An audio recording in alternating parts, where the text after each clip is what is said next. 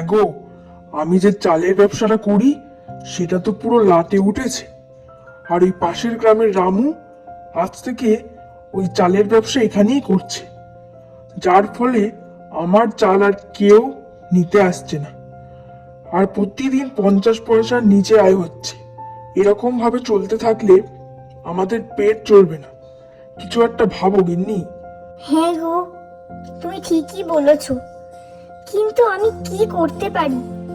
আর তার থেকেও বড় কথা, আমরা এমন কি আর করবো যাতে অনেক আয় হবে? হ্যাঁ গিন্নি, একটু ভাবো না কি করা যায়, না হলে তো আমাদের না খেতে পেয়ে মরতে হবে। দাঁড়াও দাঁড়াও, ভাবছি কি করা যায়।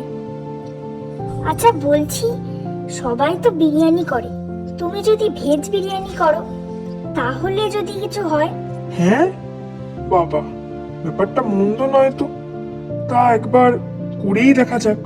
আমার দোকানে তো অনেক চাল আছে, সেই চালগুলো এখন তো আর কেউ কিনছে না। ওই চাল দিয়েই নয় ভেজ বিরিয়ানি বানিয়ে ফেলবো, আর কটা সবজি বাজার থেকে কিনে আনবো, ব্যাস হয়ে গেল। হ্যাঁ হ্যাঁ, ঠিকই বলেছো। তাহলে চলো কাল থেকেই শুরু করি। আমার মনে হয় এই ব্যবসাটা অনেক দূর যেতে পারে। চলো। আর সেই দিনের পর মিতালি এবং মাধব দুজনেই ভেজ বিরিয়ানির দোকান খোলে ও তারা অপেক্ষা করতে থাকে কখন কোনো খরিদ্দার আসবে। আরে কবির, দেখো ওখানে একটা ভেজ বিরিয়ানির দোকান। হ্যাঁ, তা একবার গিয়ে খাকে দেখলেই হয় না? চলো না, যাকে খেয়ে আসি।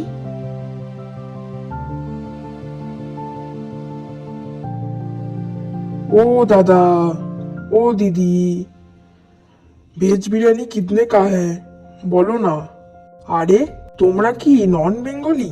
হ্যাঁ হ্যাঁ দাদা, আসলে আমরা কালই এখানে এসেছি, আর এই গ্রামটা আমাদের খুব পছন্দের ছিল, তাই টুকটাক বাংলা শিখে এখানে চলে এসেছি। তা ভেজ বিরিয়ানি কিতনে কা হ্যায়? ওই, আরে মাত্র 70 টাকা। 70 টাকাতেই তোমরা খুব ভালো ভেজ বিরিয়ানি পেয়ে যাবে। তা দেবো নাকি গরম গরম? হ্যাঁ হ্যাঁ, তা নয় তো কি, হাম তো ও সবই খাতে হ্যাঁ। দাও দাও, দো দো দিদি, গন্ধে তো আমার পেটে ইঁদুর দৌড়চ্ছে। তাড়াতাড়ি দো দিদি। সেই নন বেঙ্গলি মানুষ দুটোর কথা শুনে মিতালি ও মাধব মনে মনে একটু আনন্দ পেল ও ভেজ বিরিয়ানির প্লেট নিয়ে তাদের কাছে গেল ও তাদের খেতে দিল।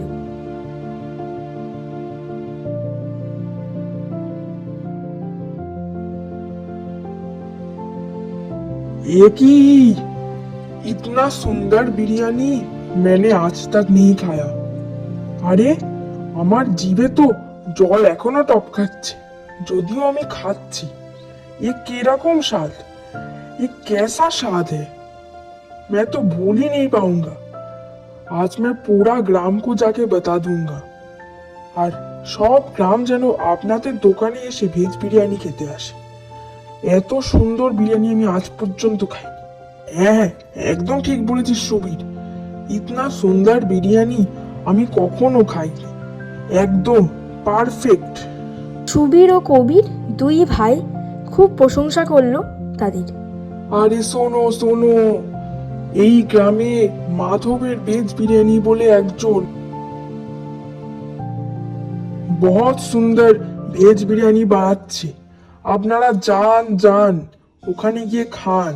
সুবীর ও কবিরের দ্বারা সেখানে অনেক মানুষ জড়ো হলো, এমনকি গ্রামের পঞ্চায়েত মশাই নরকাকু তিনিও সেখানে জড়ো হলো। মিতালি ও মাধবের মন যেন আনন্দে ছেয়ে গেল।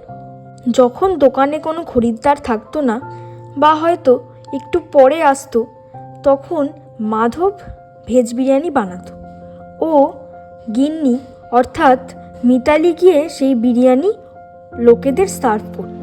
এইভাবেই তারা অনেক দিন চলল এবং তাদের কাছে এখন অনেক টাকা, অনেক পয়সা, কারণ তারা এতটাই সুন্দর ভেজ বিরিয়ানি বানায়। এর ফলে তারা সুখে শান্তিতে জীবন কাটাতে থাকে। আপনাদের আমাদের গল্পটি কেমন লেগেছে অবশ্যই কমেন্টে জানাবেন। আর যদি ভালো লেগে থাকে তাহলে চ্যানেলটিকে একটি সাবস্ক্রাইব করে দেবেন। ধন্যবাদ।